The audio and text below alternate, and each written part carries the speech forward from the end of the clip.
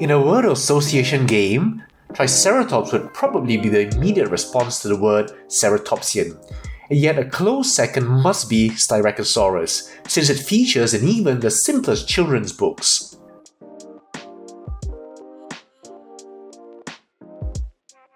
This old book I have even has it, rather than Triceratops, as the cover model, and no wonder, given its truly unique and eye-catching array of horns. Now interestingly, Styracosaurus is one of those famous dinosaurs I only have a single model of, this old Carniegie.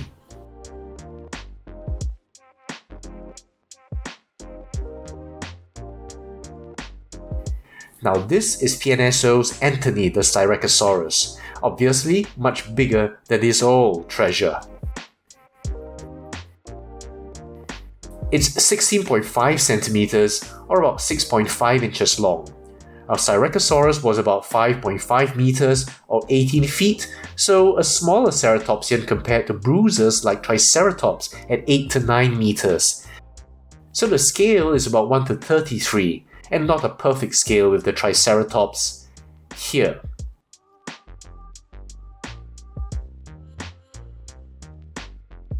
With something like this diagram to be more representative of same scale.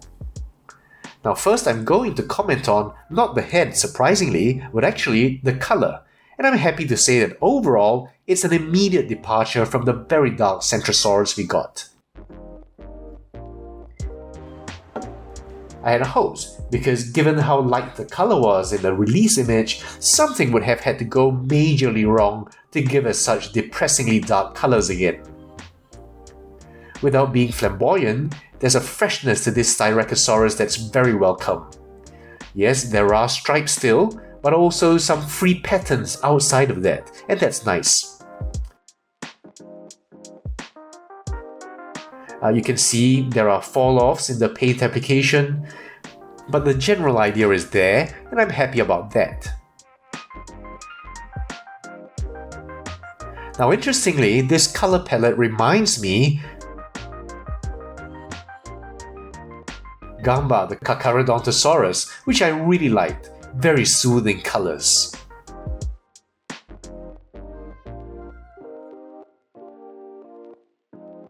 Alright, on to the main course, the head.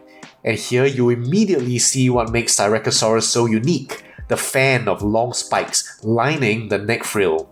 Now look at how majestic this spread is. From any angle, they stand out. It looks even more impressive because of the slight downward angle of the head, causing the spikes to stand right up, unlike something flatter like this Carniegie.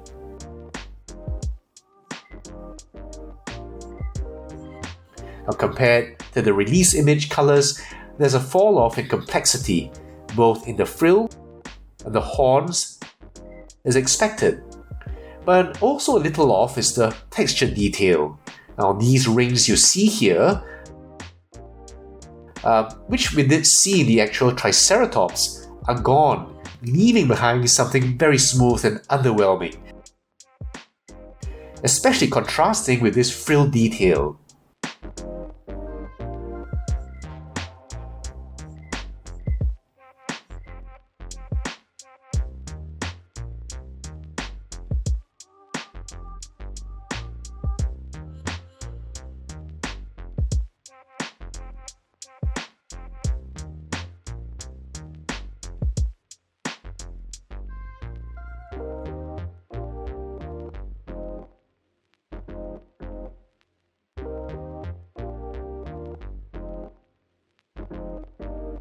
Overall, I think it still looks nice with this fade.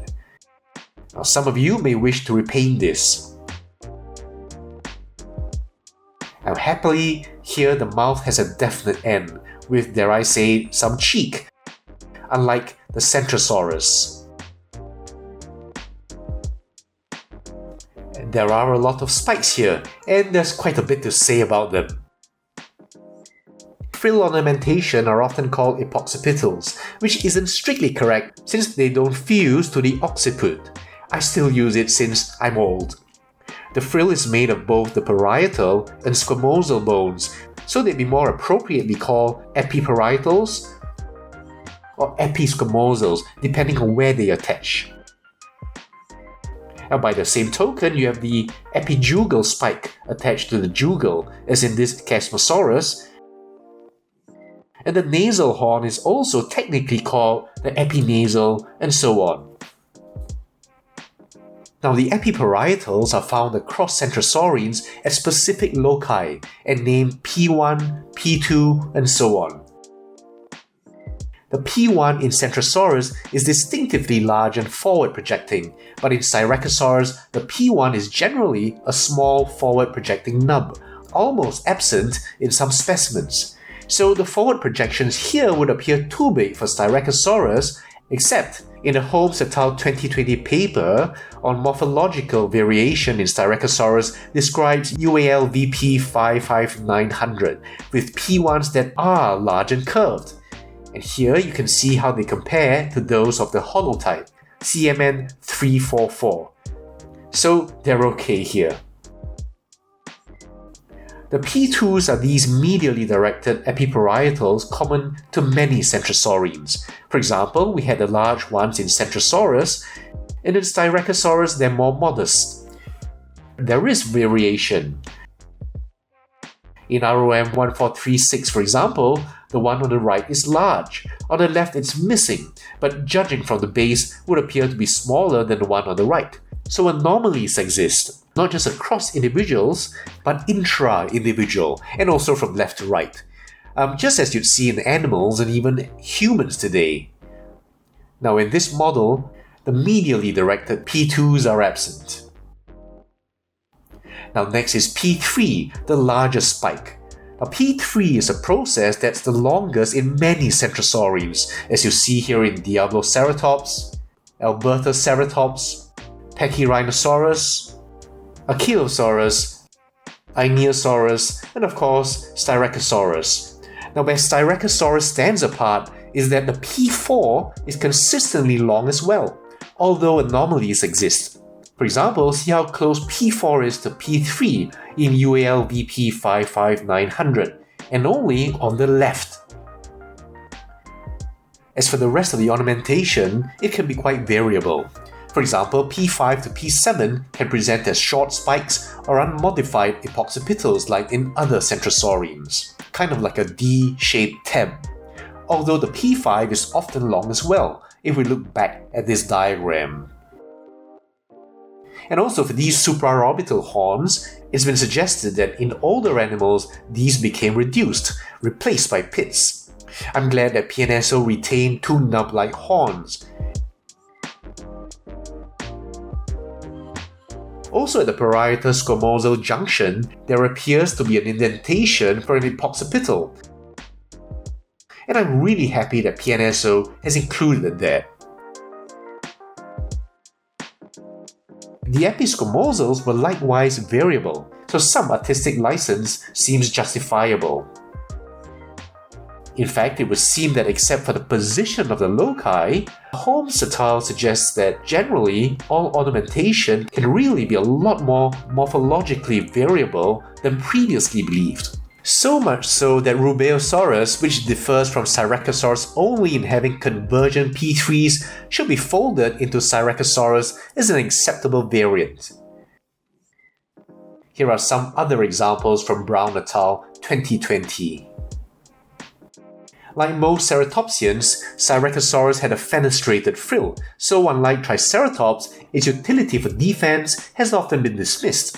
Still, as I suggested in my Stegosaurus review, just because something isn't solid bone doesn't mean it can't act in some way as a deterrent. If you imagine how something like this, even in the way of a bite, I don't think it would be any fun to crunch on. It would certainly be a painful experience if a predator were to try to bite down. Now, other than that, the bow plan is really the same as we've seen in other centrosaurines. We can just do a once-over on the detail.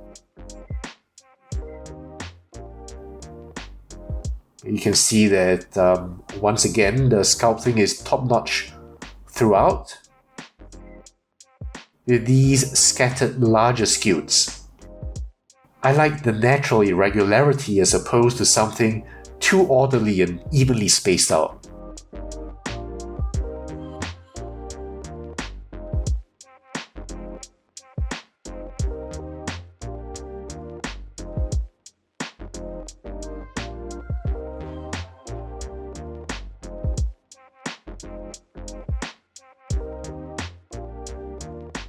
So that's the model itself. Now here's the poster that comes with it.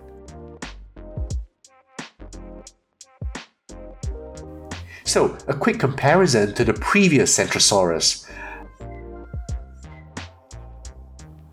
You can see how much nicer the coloration is and what it does for the detail.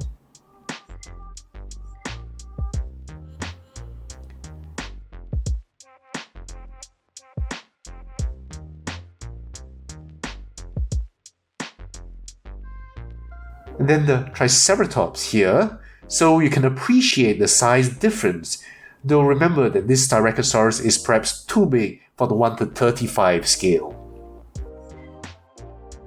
And so that's it for the Styracosaurus, a very worthy ceratopsian to include, along with Triceratops and Centrosaurus. The sculpting is PNSO's usual sterling standard, and the paint application this time I feel is much improved. Again, I enjoy the anatomy of this model. The only thing that would have been better for me would be to actually have it smaller, so it scales with the Triceratops. Another thing I hope that PNSO can start exploring is more variable poses as well. You can imagine that if they're going to do more ceratopsians, having them all pose pretty much the same will get a bit boring.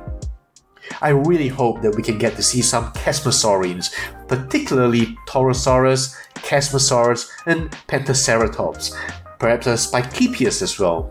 Meanwhile, I'm very happy with this addition to the ceratopsian family. That's it for this review. I'll see you soon in the next video.